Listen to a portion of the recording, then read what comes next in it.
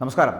കേരളത്തിന് പുറമെ ബംഗാളിലും ഇന്ത്യ മുന്നണി സഖ്യത്തിലെ ഘടകകക്ഷികൾ തമ്മിൽ പോരുമുറുകുകയാണ്. ലോക്സഭാ തെരഞ്ഞെടുപ്പിന്റെ ഒന്നാം ഘട്ട വോട്ടെടുപ്പ് പുരോഗമിക്കവേ കോൺഗ്രസിനെയും CPM-നെയും കടന്നാക്രമിച്ചുകൊണ്ട് ബംഗാളിന്റെ മുഖ്യമന്ത്രി മമതാ ബാനർജി രംഗത്തെത്തിയത് CPM-നും കോൺഗ്രസിനും ഒരു വോട്ട് നൽകുന്നത് BJP-ക്ക് 2 വോട്ട് നൽകുന്നതിന് തുല്യമാണ് എന്ന് പറഞ്ഞുകൊണ്ടാണ്. ബംഗാളിൽ ഇന്ത്യ സഖ്യമില്ല എന്നുകൂടി മമത പറഞ്ഞു വെക്കുന്നു. മുർഷിദാബാദിൽ തൃണമൂൽ കോൺഗ്രസിന്റെ തിരഞ്ഞെടുപ്പ് റാലിയിൽ സംസാരിക്കുമ്പോഴായിരുന്നു മമതയുടെ ഈ തരത്തിലുള്ള പ്രതികരണം.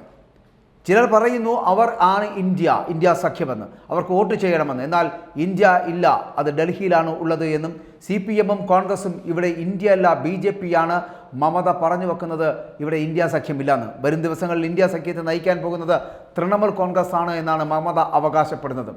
ബംഗാളിൽ CPM-ഉം കോൺഗ്രസും BJP ഏജന്റുമാരായാണ് പ്രവർത്തിക്കുന്നത് എന്നും അതിനാൽ അവരെ പിന്തുണയ്ക്കുന്നില്ല എന്നുകൂടി മമത വിളിച്ചു പറയുകയാണ്.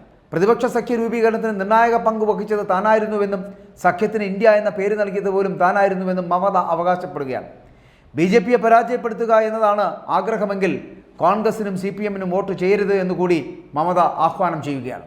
ദേശീയ തലത്തിൽ ഇന്ത്യ സഖ്യത്തിനൊപ്പമാണ് എങ്കിലും ബംഗാളിൽ തൃണമൂൽ കോൺഗ്രസ് തനിച്ചാണ് മത്സരിക്കുന്നത് എന്നും CPM-ഉം കോൺഗ്രസും എന്ന് പറയപ്പെടുന്നത് സഖ്യമായി മത്സരിക്കുന്ന ഒരു ഘടകമാണ് എന്നും സീറ്റ് ചർച്ചകൾ അടക്കം പരാജയപ്പെട്ടതിനെ തുടർന്നാണ് സഖ്യനീക്കം പാളിപ്പോയത്. കോൺഗ്രസിന് 2 സീറ്റിൽ കൂടുതൽ നൽകാനാകില്ല എന്നായിരുന്നു മമതയുടെ നിലപാട്. അതോടൊപ്പം മറ്റു പാർട്ടികളെ കൂട്ടാനുമാകില്ല. തൃണമൂലുമായി സഖ്യത്തിലെത്താൻ കോൺഗ്രസ് ദേശീയ നേതൃത്വം ശ്രമിച്ചിരുന്നുവെങ്കിലും മമത നിലപാടിൽ ഉറച്ചു നിൽക്കുകയായിരുന്നു. കഴിഞ്ഞ തിരഞ്ഞെടുപ്പുകളിൽ കോൺഗ്രസിന്റെ ദയനീയ പ്രകടനം ചൂണ്ടിക്കാട്ടിക്കൊണ്ടായിരുന്നു കൂടുതൽ സീറ്റ് നൽകാനാകില്ല എന്ന നിലപാട് മമത കടുപ്പിച്ചത്.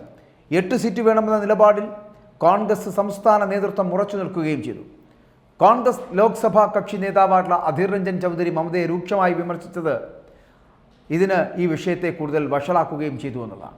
CPM-ഉമായി സഖ്യത്തിന് താല്പര്യം പ്രകടിപ്പിച്ചുവെങ്കിലും പിന്നീട് ഈ നിലപാടിൽ നിന്ന് മമത പിന്നോട്ട് പോകുന്ന ഒരു സാഹചര്യമുണ്ടായി. മമതയുമായി സഖ്യത്തിന് താല്പര്യമില്ലെന്ന് CPM-ന്റെ സംസ്ഥാന നേതൃത്വം വ്യക്തമാക്കിയതോടെ ഇടതുപക്ഷത്തെ കടന്നാക്രമിച്ചുകൊണ്ട് മമത രംഗത്തെത്തുകയായിരുന്നു.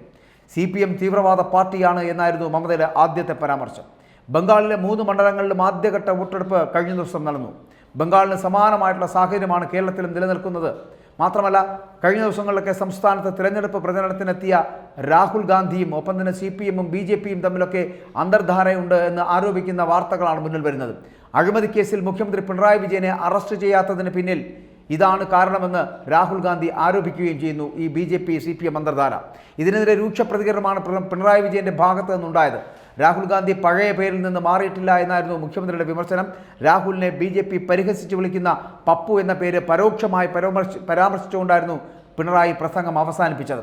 അറസ്റ്റും ജയിലും കേന്ദ്ര ഏജൻസിയും കാട്ടി വിരട്ടാൻ നോക്കണ്ട എന്നും രാഹുലിന്റെ മുത്തശ്ശി അടക്കം രാജ്യം അടക്കി വാണ കാലത്ത് 1.5 വർഷത്തിലധികം ജയിലിൽ അടച്ചിട്ടുണ്ട് എന്നും ജയിലെന്ന് കേട്ടാൽ കോൺഗ്രസ് മുൻ മുഖ്യമന്ത്രിയുള്ള അശോക് ചവാനെ പോലെ പേടിക്കുന്നവരല്ല തങ്ങളെന്നും പിണറായി തുറന്നടിച്ചു. ഇതിന് പിന്നാലെയാണ് മുഖ്യമന്ത്രിക്കെതിരെ പ്രതിപക്ഷ നേതാവ് അടക്കം, അതായത് VD സതീശൻ അടക്കം രംഗത്തെത്തുന്ന സാഹചര്യം ഉണ്ടായി. BJP-യുടെ പിണറായി എന്ന് പറയപ്പെടുന്ന BJP-യുടെ മൗത്ത് പീസാണ് എന്നും രാഹുലിൻ്റെ പഴയ പേര് മോദിയുടെ തോളിൽ നിന്ന് വിളിക്കട്ടെ എന്നും സതീശൻ തിരിച്ചടിക്കുകയും ചെയ്തു. ഇങ്ങനെ പരസ്പരം പോരടിക്കുന്ന ഒരു പ്രസ്ഥാനമായി 28 ഘടകകക്ഷികളെ ഒന്നിച്ചു ചേർത്തുകൊണ്ടുണ്ടാക്കിയിട്ടുള്ള ഇന്ത്യ എന്ന് പറയപ്പെടുന്ന മുന്നണി ഈ തെരഞ്ഞെടുപ്പ് കാലത്ത് ഒന്നിച്ചു നിന്ന് മുന്നോട്ട് പോകുവാനുള്ള യാതൊരു സ്ഥിതിവിശേഷവും ഉണ്ടാകുന്നില്ല എന്ന് മാത്രമല്ല, ഇവർ ഭിന്നിച്ച് പല ഘട്ടങ്ങളിലായി പല തരങ്ങളിൽ പോകുവാനുള്ള സാധ്യതയുണ്ട് എന്ന് തന്നെ പറയേണ്ടി വരും. BJP-യെ നേരിടുന്നതിന് വേണ്ടി ശക്തമായിട്ടുള്ള ഒരു വലിയ സഖ്യം ഉണ്ടാക്കിയെടുത്തുകൊണ്ട് ഇന്ത്യ മുന്നണി ഉണ്ടാക്കിയെടുത്തുകൊണ്ട് വന്ന രാഹുൽ ഗാന്ധിയും തൃണമൂൽ കോൺഗ്രസിൻ്റെ മമതാ ബാനർജിയും പിണറായി വിജയനും സീതാറാം യെച്ചൂരിയും അടക്കം ഘടകകക്ഷികളെ മുഴുവൻ ചേർത്തുണക്കിക്കൊണ്ടുണ്ടാക്കിയെടുത്ത രൂപം കൊടുത്ത ഇന്ത്യ മുന്നണി ഇപ്പോൾ തമ്മിലടിക്കുകയാണ്. ആരാണ് നേതാവ് എന്ന് പോലും പറയാൻ കഴിയാത്തവണ്ണം തമ്മിലടിക്കുന്ന ഒരു സാഹചര്യം. മമതാ ബാനർജി അവരാണ് ഏറ്റവും പ്രധാന കക്ഷി എന്നുള്ള രീതിയിൽ വാർത്തകൾ മുന്നോട്ട് വെക്കുന്നു. ഇന്ത്യ മുന്നണി രൂപീകരിച്ചത് തന്നെ അവരാണെന്ന് പറയപ്പെടുന്നു. പ്രധാനമന്ത്രി പദമോഹത്തിലേക്ക് എത്തപ്പെടുന്ന വാക്കുകളാണ് ഇത് എന്ന് പറയപ്പെടേണ്ടി വരും. രാഹുൽ ഗാന്ധിക്കും മമതാ ബാനർജിക്കുമൊക്കെ അത്തരത്തിൽ പ്രധാനമന്ത്രി പദമോഹങ്ങളുണ്ട്. മാത്രമല്ല, എന്തിന് പിണറായി വിജയന് പോലും ഒന്ന് പ്രധാനമന്ത്രിയായാൽ കൊള്ളാം എന്ന് തോന്നുന്നുണ്ട് എന്ന് പറയേണ്ടി വരും. അതുകൊണ്ട് ഇന്ത്യ മുന്നണി എന്ന് പറയപ്പെടുന്നത് ഒരിക്കലും BJP-ക്ക് ഒരു എതിരാളിയെ ആകില്ല എന്നുള്ള കാര്യത്തിൽ സംശയമില്ല. പല തട്ടുകളിലായി വിഭജിച്ചു കിടക്കുന്ന ഒരു പ്രസ്ഥാനമായി, പ്രാദേശിക പ്രസ്ഥാനങ്ങൾ കൂടി ചേരപ്പെടുന്ന ഒരു സഖ്യമായി ഇന്ത്യ മുന്നണി മുൻപിലുണ്ട് എങ്കിൽ കൂടിയും അവർക്കൊരിക്കലും ഇന്ത്യ എന്ന് പറയപ്പെടുന്ന മഹാരാജ്യം ഭരിക്കുവാനുള്ള ഭൂരിപക്ഷമോ ഒപ്പം തന്നെ തെരഞ്ഞെടുപ്പിനെ നേരിടാനുള്ള ശക്തിയോ ഇല്ല എന്ന് പറയേണ്ടിയിരിക്കുന്നു. അത്തരത്തിൽ തമ്മിലടി നടക്കുന്ന ഒരു പ്രസ്ഥാനമായി ഇന്ത്യ മുന്നണി തമ്മിലടിച്ച് ഇല്ലാതാകുന്നു എന്ന് തന്നെ പറയേണ്ടി വരും.